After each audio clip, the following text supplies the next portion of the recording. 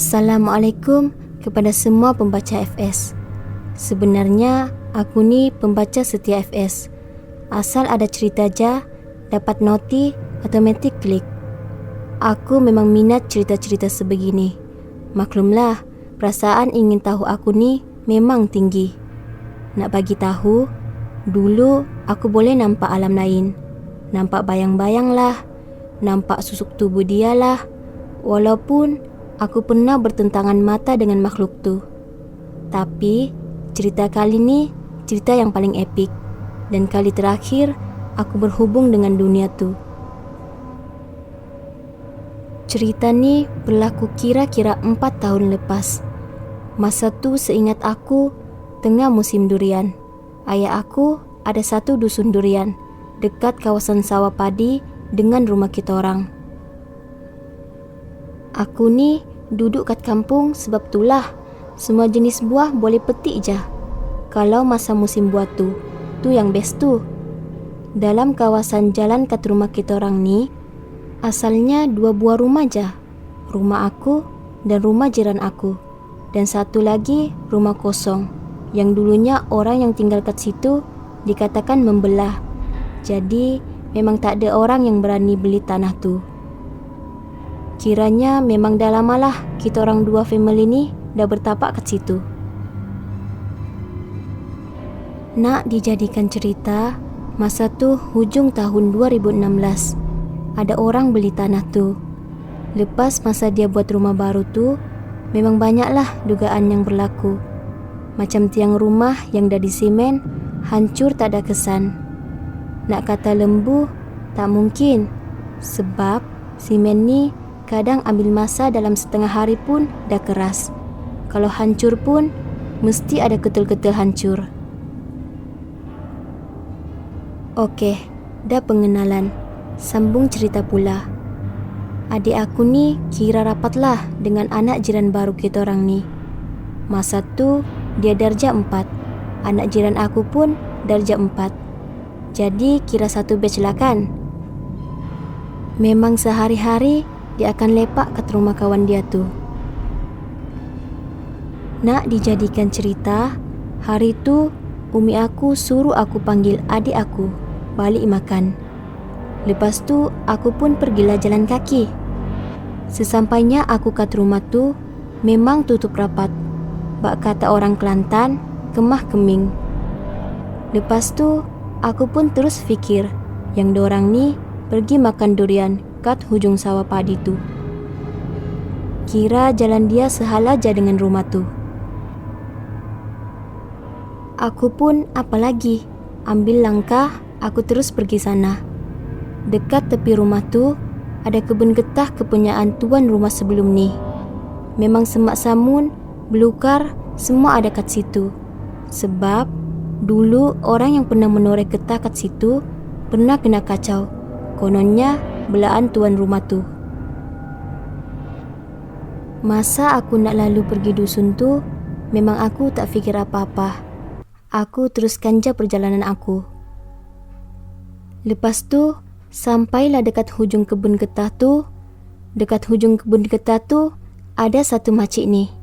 Dia tegur aku. Dia cakap, jalan tu elok-elok. Kalau rasa pelik je, terus balik. Jangan pandang belakang. Aku pun terus angguk dan sambung perjalanan aku.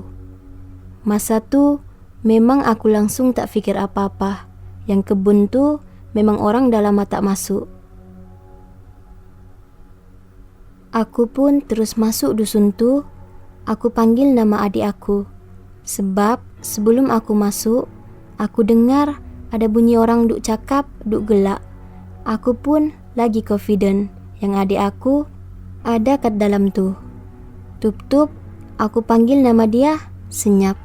Sunyi je dalam tu. Dusun tu, kalau nak jelaskan luasnya, memang luas sangat.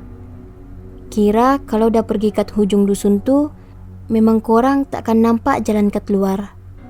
Aku fikir dorang tengah makan durian kat dusun tu. Aku pun pergilah. Kosong. Tak ada orang pun. Aku pun putuskan untuk balik rumah. cakap dengan umi aku, adik aku tak ada. Tapi masa aku nak pergi depan dusun tu, aku dengar suara adik aku. Macam dia panggil, "Kakak, kakak." Macam tu. Di tepi perantaraan hujung dusun dengan dusun depan tu, ada satu padang. Padang ni memang kosong. Tak ada pokok yang tumbuh kat situ. Hanya yang ada rumput jah. Yang aku ingat, ayah aku memang tak kasih kita orang pijak pun kawasan padang tu. Dekat batas padang tu, ada satu pokok yang batang bawah dia tak cecah tanah. Korang boleh imagine tak? Dia hanya bergantung dekat pokok menjalar jah. Kalau sekali tengok, memang merinding. Ada orang cakap, pokok tu rumah Cik Ponti. Entahlah, aku pun tak percaya sangat. Lepas aku dengar adik aku panggil aku pun patah balik dalam keadaan berlari nak cari suara yang panggil aku tadi tu. Masa tu aku tergelincir masuk padang tu. Sikit je kaki aku masuk kawasan tu sebenarnya. Masa tu memang aku tak perasan. Lepas aku bangun tu, dah terus lain pemandangan aku tengok. Aku rasa macam aku duduk dalam hutan. Tapi hutan yang dipelihara. Memang pokok dalam tu kemas. Tak adalah seram mana. Macam dalam hutan biasa tu.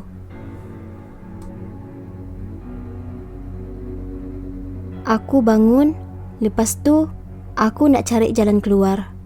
Yah, aku sesat. Setiap kali aku pergi dekat penghujung hutan tu, aku datang balik dekat tempat asal aku start tu.